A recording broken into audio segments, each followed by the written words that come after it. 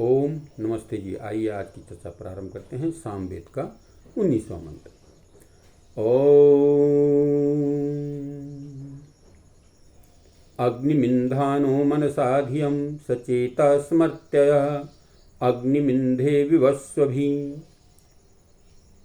मर्त्य मनुष्य मनसा श्रद्धा से अग्निम परमात्मा का ईंधन ध्यान करता हुआ धियम बुद्धि को अच्छे प्रकार प्राप्त हो, इसलिए विवस्व भी सूर्य किरणों के साथ अग्निम परमेश्वर को इंधे हृदय में विराजित करे। तो मंत्र कह रहा है, इसमें विशेष प्रकार से 3 प्रकार की बातें बताई गई हैं कि मनुष्य को श्रद्धापूर्वक परमात्मा का भजन करना चाहिए। दूसरी बात बताइए कि भक्ति का क्या फल होता है, और तीसरी बात बताइए कि भजन का उत्तम समय कौन सा है, कब हम उस परमपिता परमात्मा की भक्ति करें। तो आइए इस पर थोड़ी सी चर्चा करेंगे। मनुष्य का मुख्य कर्तव्य है प्रभु की उपासना करे। प्रभु की उपासना करने से क्या होगा? तो ये वर्तमान शरीर हमारा जो है, ये वह स्थान है जहाँ हम परमात्मा की भक्ति कर सकते हैं और अपने कर्मों का फल भोगने में तत्परता से तैयार रह सकते हैं। ये शरीर एक इस प्रकार का मिला हुआ है।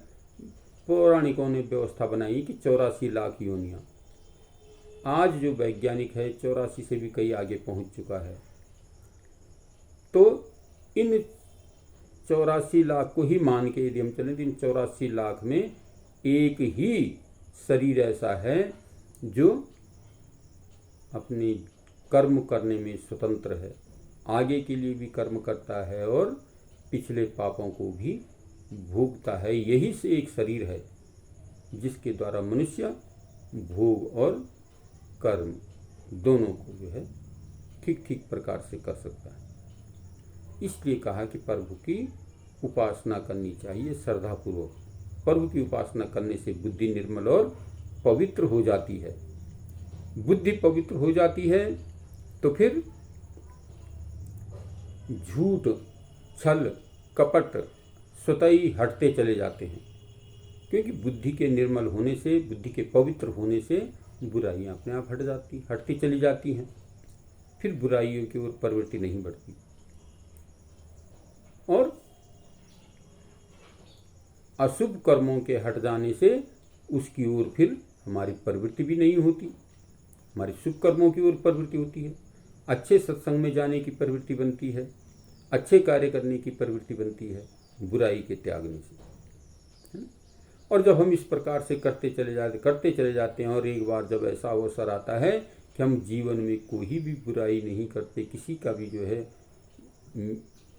बुरा नहीं करते, अपने जीवन में निरंतर पवित्रता बनी रहती है, तो हम फिर जो मनुष्य जन्म का सार्थक और सफल उद्देश्य है मोक्ष को प्राप्त करना, हम उस मोक्ष को जो है प्राप्त कर लेते हैं। ये जीवात्मा मोक्ष को प्राप्त कर लेती है इस मनुष्य शरीर को प्राप्त करके ही।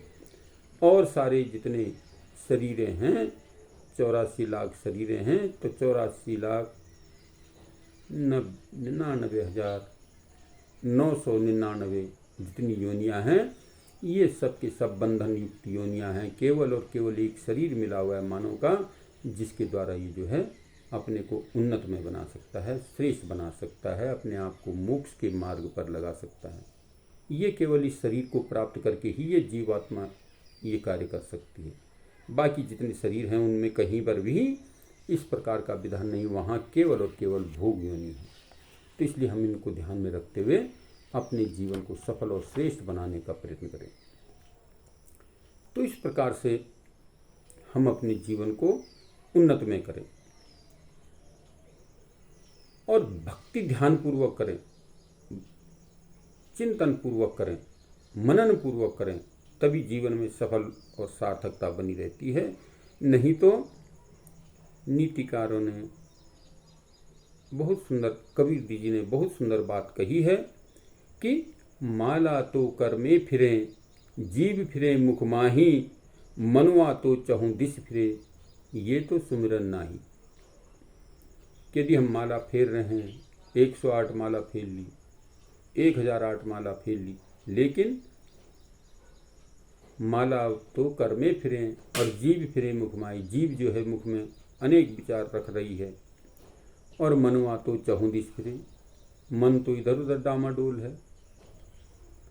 तो फिर कहते हैं ये सुमिरन नहीं है। इसलिए परमात्मा की भक्ति करनी है तो श्रद्धापूर्वक बैठना चाहिए, ध्यानपूर्वक बैठना चाहिए। हमारा आत्मा और परमात्मा के साथ ही मेल होना चाहिए, दूसरी तीसरी कोई बात नहीं हमारे जीवन में आनी चाहिए। जितनी देर भी बैठे हम उतनी देर में परमात्मा के चिंतन में बैठें।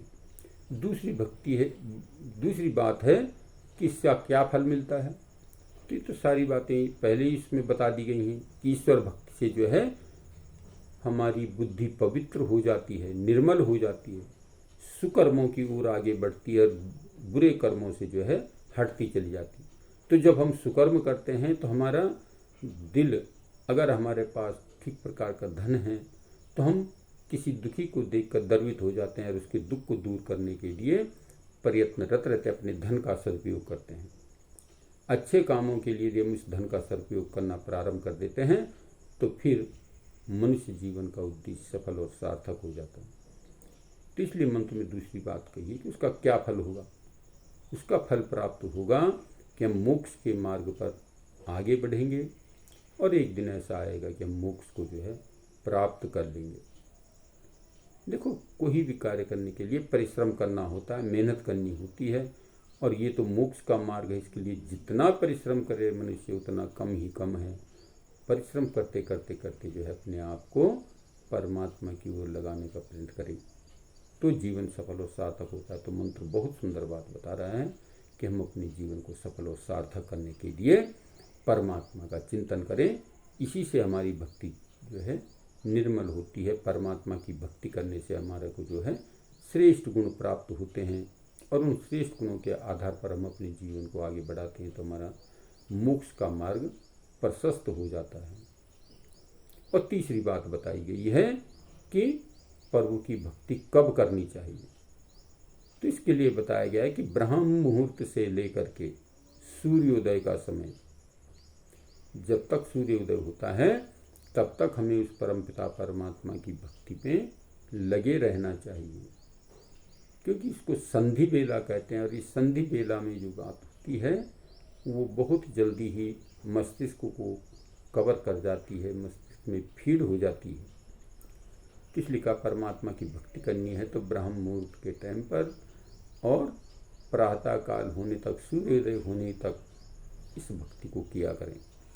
इससे मनुष्य का जीवन सफल और सार्थक होता है। मनुष्य अपने कर्मों की ओर अग्रसर बढ़ता है। और जो कहते हैं प्रातः काल परमात्मा का चिंतन नहीं करता तो वो तो जो है पापी है, दुराचारी है, अत्याचारी है। और ठीक इसी प्रकार संध्या काल में भी बताया गया है कि 2 काल हमें जो है इन संधि बेलाओं में परमात्मा की भक्ति करनी चाहिए। ब्रह्म मुहूर्त से लेकर सूर्योदय तक और सूर्यास्त से लेकर के रात्रि के अंधकार तक परमात्मा के चिंतन में बैठना चाहिए, भक्ति करनी चाहिए। हमें उस परमपिता परमात्मा की समीप बैठना चाहिए। उसके समीप बैठ करके हमें उसके गुण आएंगे, क्योंकि ये व्यवस्था है।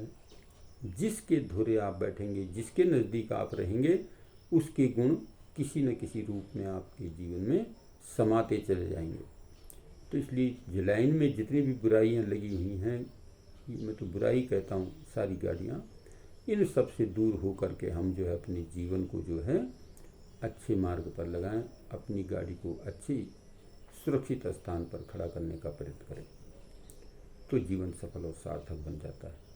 तो मंत्र में 3 बातें बताई गई हैं कि परमात्मा की भक्ति करनी चाहिए मनुष्य को, उसका फल क्या है और उसका समय क्या है। तो तीनों बातें इसमें बताई गई हैं कि परमात्मा की भक्ति करने से आत्मा निर्मल और पवित्र बन जाती है। जब हम उसकी भक्ति करते हैं तो उसका फल हमें जो है सुख रूप में, मोक्ष रूप में प्राप्त होता है। जब हम निरंतर प्रभात गति पर चलते रहते हैं और एक समय ऐसा आ जाता है कि हम सत्कर्म ही सत्कर्म करते चले जाते हैं, दुष्कर्म हमारा जीवन से दूर हो जाते हैं, बस उस दिन हम मोक्ष मार्ग के पथिक बन जाते हैं। और तीसरी बात कही है कि इसका समय क्या है, तो कहा समय ब्रह्म मुहूर्त में। इसको कहते हैं अमृत बेला। जो व्यक्ति इस समय पर जाग करके अपने संध्योपासन या योगासन के द्वारा अपने शरीर को बनाने का प्रयत्न करता है, वो स्वस्थ और निरोग रहता है। और जो सूर्य का अनुकरण नहीं करता वो खत्म हो जाता है, बर्बाद हो जाता है। तो इसलिए इसमें चर्चाएं की गई हैं कि हमें अपने जीवन को कैसे चलाना है, किस प्रकार के व्यतीत करना है।